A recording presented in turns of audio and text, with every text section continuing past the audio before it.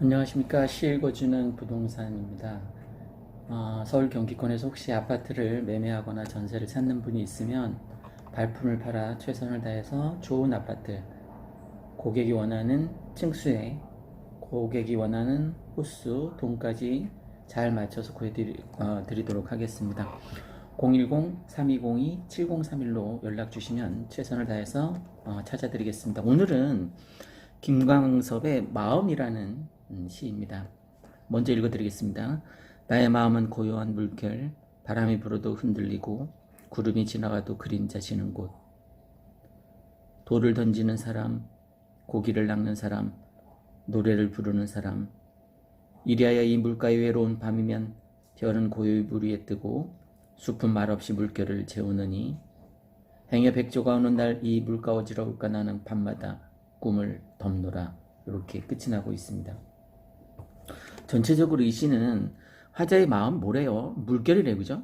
고요한 물결인데 그 물결에 비유해서 이 연에서는 여러 가지 나의 마음 영향을 주는, 나의 마음에 영향을 주는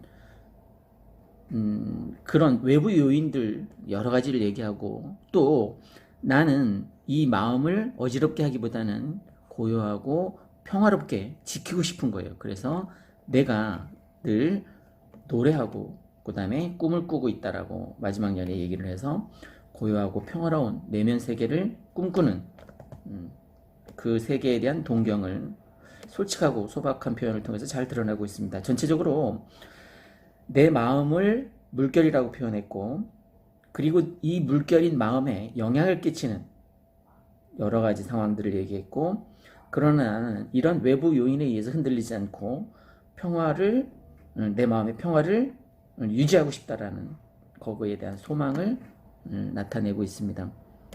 다시 한번 보겠습니다. 나의 마음은 고요한 물결, 물결을 내 마음, 내 마음은 호수요, 뭐 이런 시도 있는데 여기서는 내 마음 뭐래요? 물결이랍니다. 물결. 근데 이 물결은 어떻죠? 우리가 뭐 호수공원, 가까운 호수공원, 아니면 뭐 한강, 바닷가 가보면 잔잔한 그 물결을 볼 때가 있는데 외부의 자극에 굉장히 민감하죠, 그죠? 근데 이 마음을 외부의 자극에 굉장히 민감한 물결이라고 비유하고 있습니다. 바람이 불어도 흔들리고, 그렇죠? 호숫가에 가서 잔잔하던 물결에 바람이 치면 흔들리게 됩니다. 그러면 이 바람은 내 마음에 영향을 주는 어떤 외부적인 요인이라고 볼 수 있겠죠. 구름이 지나가도 그림자 지는 곳. 그러니까 바람과 구름이라는 외부의 영향에 민감한 자극을 받게 된다라는 나의 마음을 표현했습니다.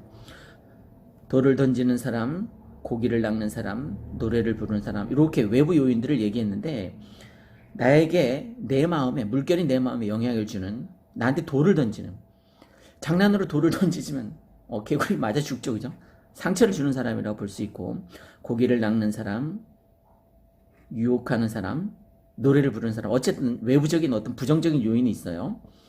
이라야 이 물가 외로운 밤이면 나의 마음을 외롭다라고 표현했고, 별은 고요히 물 위에 뜨고 숲은 말없이 물결을 재우는 끝. 앞에 이연에서 여러 가지 외부적 요인, 부정적인 요인이 있는데 여기 별과 숲은 그래도 긍정적인 요인이라고 볼 수 있겠죠. 그래서 마지막 연에서 행여 백조가 오는, 백조는 내가 내 마음을 물결이라고 했는데, 백조라는 것은 내가 생각하고 있는 내 마음의 어떤 이상적인 상황이 있다. 순수한, 흔들리지 않는, 이 물가 어지러울까, 이렇게 앞에 여러 가지 요인들로 인해서 내 마음이 어떤 부정적으로 바뀔까, 나는 밤마다 꿈을 덮노라. 그 꿈이라는 것은 백조를 기다리는 마음이겠죠. 그래서 결국은 나는 물결이라는 비유적 표현을 통해서 나는 고요하고 평화롭고 순수한 마음을 유지하고 싶다, 이런 쪽에도 가깝다라고 볼 수 있습니다. 어떤 고백적인 시라고 볼 수 있는데 누구나 다 이런 마음을 갖고 있죠, 그죠? 저는 마음 상태 이런 것들을 표현하는 게 저는 좋다라고 생각합니다. 저도 젊었을 잘 못했는데 요즘은 뭐 네이버 보고 가족을 위해서 음식도 하고 다행히 맛있다고 합니다. 저는 네이버나 유튜브에 나타난 그대로 하는데 뭐 맛있다라고 얘기를 해줘서 계속 하게 되는데, 그것도 역시 내 마음 표현하는 것 중에 하나입니다.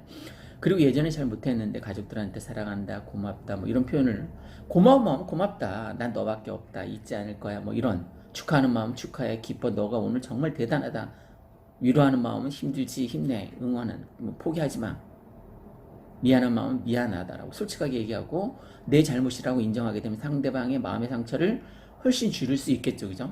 그런 것들이 필요합니다. 슬프다라는 표현 안에는 우울하다, 눈물이 흐른다, 울적하다, 울고 싶다, 가슴이 저리다, 눈물이 날 것 같다, 뭐 이런 여러 가지 표현이 있는데 구체적으로 자기의 마음을 표현해야만 상대방이 알 수 있습니다. 그냥 마음에 담아두지만 말고 꽁 해놓고 혼자 스트레스 받지 말고 표현하는 게 전 맞다고 봅니다. 마음을 표현하는 시 중에서 제가 광화문 그 교보문고에서 봤던 나태주 시인의 풀꽃이라는 시가 있는데 자세히 보아야 예쁘다, 오래 보아야 사랑스럽다, 너도 그렇다. 이때 살짝 충격이었는데 풀꽃, 들에 피는 풀꽃을 보고 아, 너도 그렇다라는, 그러니까 자기가 가장 사랑하는 그 대상에 대해서 풀꽃인데 아주 자세하게 봐야 예쁘고 오래 보아야 사랑스럽다라고 표현하고 그것을 또 대상인 너도 그렇다라고 표현해서 사람들의 마음 깊숙한 어떤 감정을 건드렸다라고 볼 수 있는데 풀꽃은 뭐 눈에 띌 만큼 화려하지도 않습니다. 그죠? 그냥 스쳐 지나가기 쉬운데 그 풀꽃을 통해서 어떤 외부적인 요인뿐만이 아니라 어떤 내면적인 그런 모습도 표현했다고 볼 수 있습니다. SNS에 나태주 시인의 풀꽃이 그 교보문고 현판에 오른 여러 문학 작품 중에 1위였던 걸로 기억하는데 어쨌든 시공간을 뛰어넘어서 아직까지 많은 사람들에게 깊은 울림을 주고 있습니다. 그때 시인이 그 인터뷰했던 기억이 있는데 시인은 사람을 위로하고 걱정하고 응원하고 격려하고 감동을 주고 마지막 기쁨까지 주는 존재라고 얘기합니다. 그러면서 시는 사람들에게 경각심을 주고 반성하게 하고 긴장을 주는 도구가 될 수 있어야 된다라고.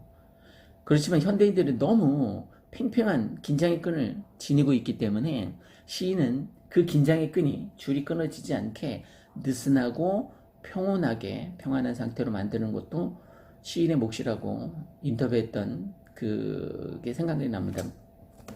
또한 시인의 그 도종환 시인의 흔들림에 피는 꽃이라는 것도 있는데 흔들리지 않고 피는 꽃이 어디 있으랴 이 세상 그 어떤 아름다운 꽃들도 다 흔들림에 피었나니 흔들리면서 줄기를 곧게 세웠나니 흔들리지 않고 가는 사랑이 어디 있으랴. 여기도 마찬가지 그죠?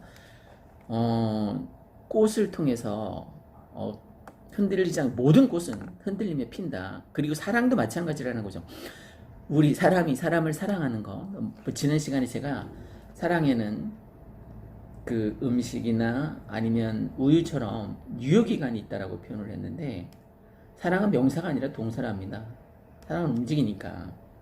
그래서 왜 제가 진달래꽃 하면서 절대 데이트 폭력 같은 건 있어서도 안 되고 있을 수도 없는 일이라고 표현을 했었습니다.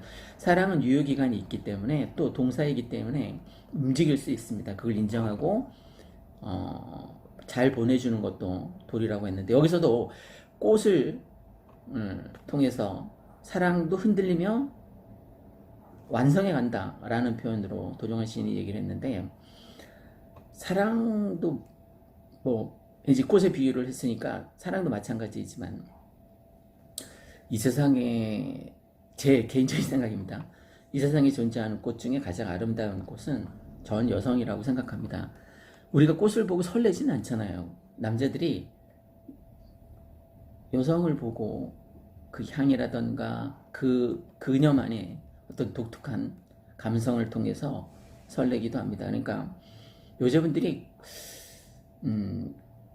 본인이 꽃이라는 걸 좀 잊지 않고 살아갔으면 좋겠습니다. 그리고 사랑도 마찬가지. 남녀 관계의 사랑에서 갑은 전 여자라고 생각합니다. 남자가 예를 들어 볼게요. 남자가 저 여자의 손을 잡고 싶어요. 그게 가능합니까? 아니죠, 그죠? 손을 잡게 허락하는 건 여자이니까 남녀 관계의 사랑에 있어서의 갑을 관계는 여자가 갑이라고 생각합니다. 10번 찍어 안 넘어가는 여자는 참 많습니다. 그러니까 한두 번 찍어 안 넘어가는 남자는 없으니까 참고로 솔로분들 가장 행복한 감정이 썸 타는 감정이랍니다. 내 마음을 잘 표현해서 올해는 솔로에서 탈출하는 그런 해가 되기를 진심으로 바랍니다. 시 읽어주는 부동산이었고요. 오늘은 김광석님의 마음이라는 시였습니다.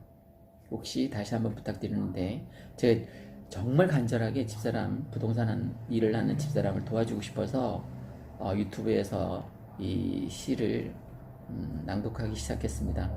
혹시 아파트 매매나 전세 계획 있으신 분은 저희한테 연락 주시면 정말 많은 혜택으로 좋은 아파트, 고객이 원하는 딱 그 아파트 구해드리도록 애쓰겠습니다. 발품을 파는 부동산이었습니다.